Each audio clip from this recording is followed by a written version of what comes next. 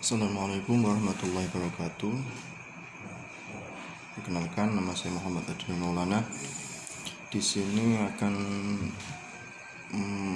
membawakan tugas PPAK di hari pertama.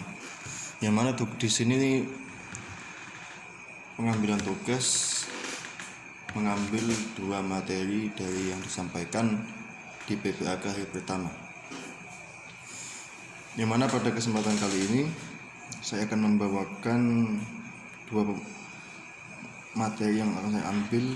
Yang pertama dari bidang akademika dari Prof. Umi Sumbulah MAG, dan bidang administrasi umum dari Dr. Haji Ahmad Farah Yasin MAG.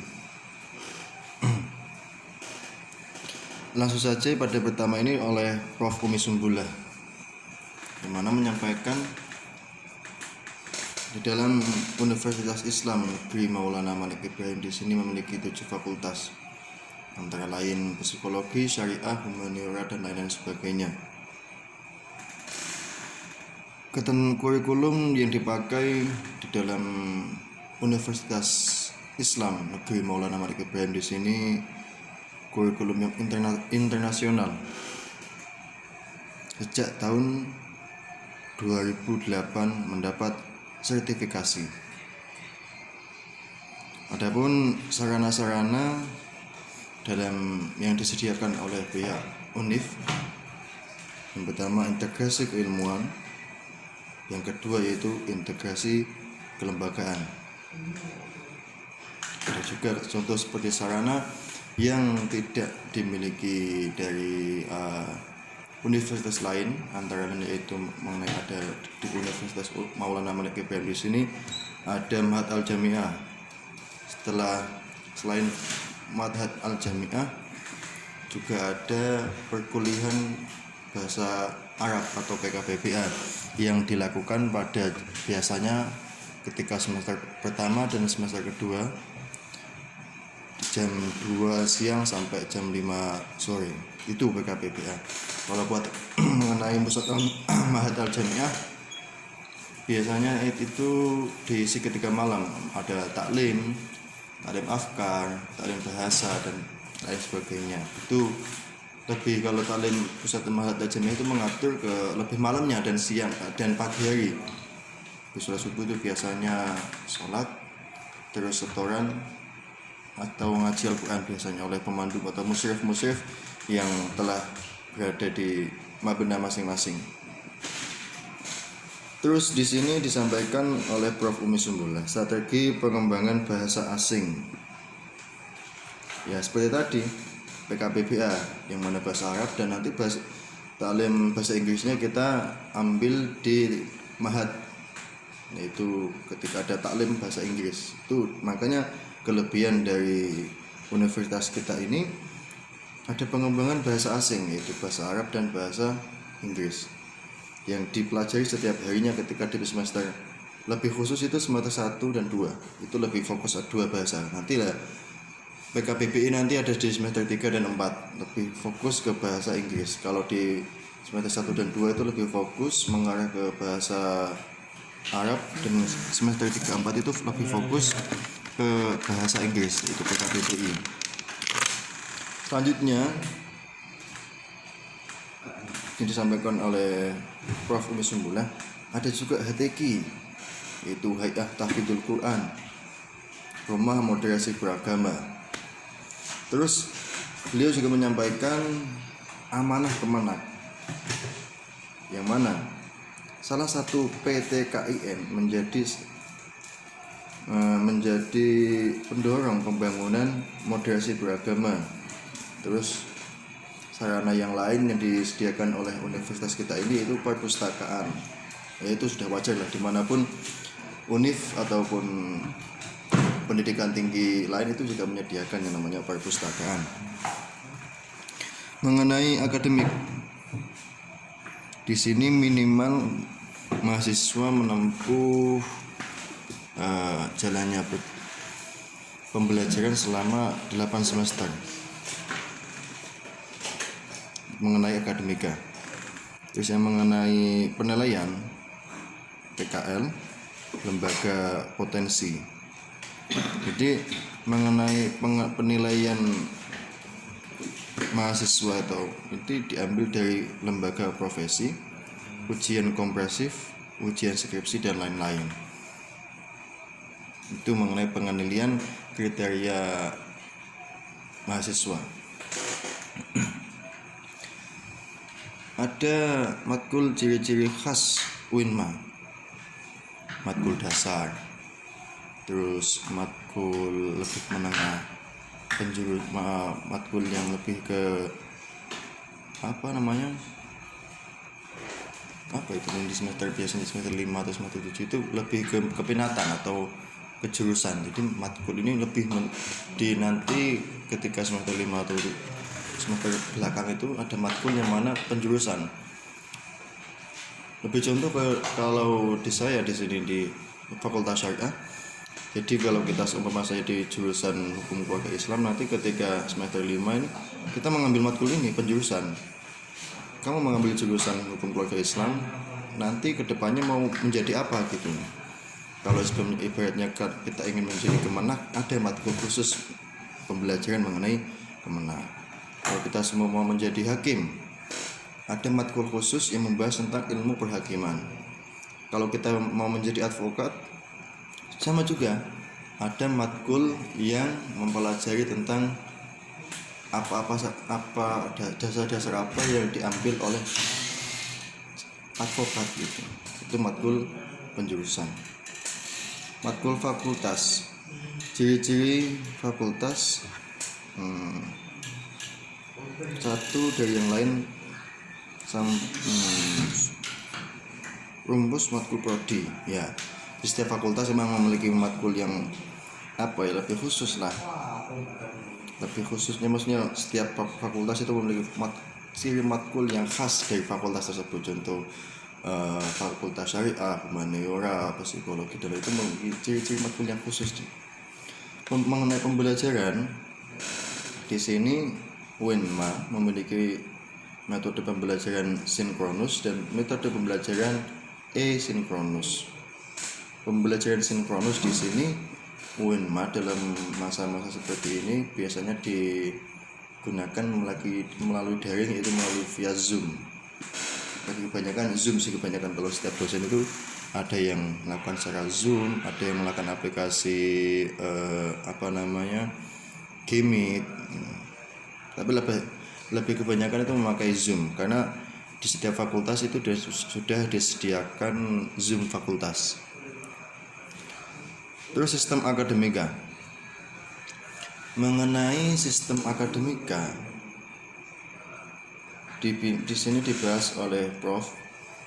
Maba sudah diprogramkan selama semester 2. Lulus memprogramkan sendiri dosen penasihat akademik. Yang dimaksud di sini ketika semester 1 dan 2 ini maba ini sudah diproses atau sudah diprogram secara langsung, atau biasanya matkul-matkul yang disajikan ini sudah terpaket lah.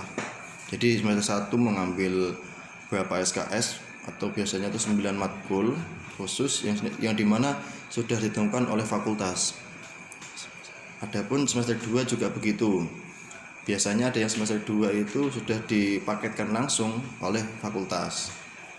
Kalau yang saya lebih lihat itu kalau yang matkulnya paket itu psikologi itu semester 1 dan 2 sudah dipaketkan oleh pihak fakultas. Jadi tidak usah bingung-bingung mau ketika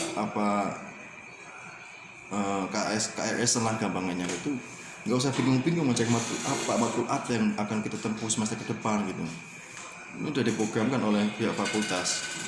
Beda kalau dengan fakultas syariah itu yang paket itu cuma semester 1. Semester 2 nya itu kita sudah memilih matkul kita sendiri. Matkul apa yang akan kita pelajari di semester 2 ke depan, matkul apa yang akan kita pelajari di semester 3 ke depan, itu kita memilih sendiri ketika langsungnya KRS sama. Yang selanjutnya UAS atau ulangan akhir semester. terus ada UTS ulangan tengah semester, yang mana di sini juga ditetapkan 6 September mulai perkuliahan. Beliau kemarin itu Prof. Umi Sumbulah mengatakan bahwa 6 Desember baru dimulai perkuliahan atau baru dimulai sistem mengajar mahasiswa. Mengenai sistem akademika, nilai dari IPK menentukan program SKS semester selanjutnya. Ya, ini perlu kita ketahui teman-teman. Di dalam menentukan IPK ini menentukan SKS atau pemrograman yang akan kita tempuh selanjutnya. Contoh, kalau seumpama IPK kita 3 bawah, ini akan sangat berpengaruh dalam program SKS yang selanjutnya. Soalnya dari pihak akademika di sini juga akan memastikan, anak ini ketika semester 1 IPK-nya segini, ketika semester 2 IPK-nya segini, maka yang disajikan ketika KRS-an pun juga akan begitu. Maksudnya sesuai lah, dia pihak akademika itu memastikan berarti anak ini IQ-nya rata-rata segini, maka di sini yang disajikan matkul ketika RKSN itu yang dipilah-pilah seperti contoh yang mengembang 2 SKS atau 3 SKS dan lain sebagainya. Nah, kecuali apabila dari semester 1, 2, 3, 4, dan 5 di sini kita IPK-nya di atas 3 lah, itu maka program yang disajikan atau matkul yang disajikan itu paling akan bertambah. Jadi satu matkul bisa mengemban 3 SKS. Ada yang kalau kebanyakan sih 2, tapi kalau IPK kita semakin lama semakin menambah, maka SKS itu akan juga menambah. Jadi ada satu matkul yang memiliki 3 SKS. Nah, kalau IPK kita di sini di bawah rata-rata, maka kebanyakan ya cuma paling rata-rata itu 2 SKS lah satu matkul itu. Beda kalau kita IPK kita ini di atas rata-rata.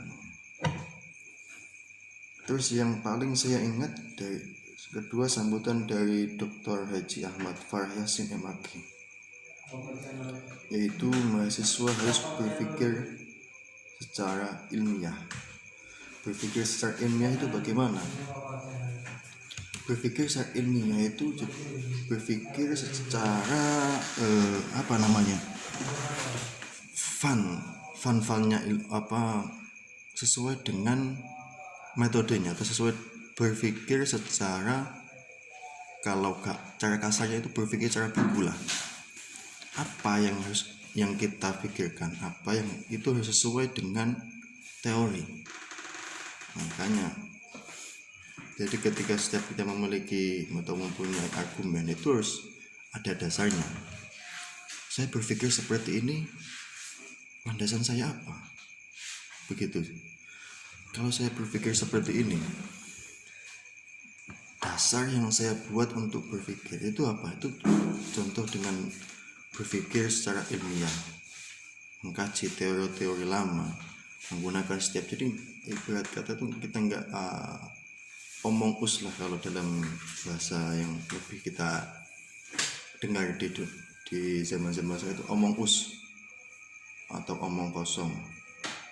Makanya ketika setiap kita berpikir, setiap kita berucap, berpendapat, harus ada dasar yang mendasari pikiran kita di sini. Jadi ketika kita di khalayak ramai, kita mengucapkan atau mengutarakan argumentasi kita, pendapat kita, terus ketika ditanya atas dasar apa Anda berbicara seperti itu, saya berbicara sesuai dengan kaidah contoh pendapat siapa di buku ini halaman segini. Itu yang dinamakan dengan berpikir secara ilmiah, berpikir secara memiliki dasarnya, landasan berpikir kita di situ teman-teman. Ya mungkin 2 pemateri itulah yang saya ambil pada kesempatan kali ini mengenai tugas yang Dia tugas meresum 2 pemateri di hari pertama PPAK. Kurang lebihnya saya mohon maaf. Walafu minkum wallahu muwaffiq ila aqwamit thoriq. Assalamualaikum warahmatullahi wabarakatuh.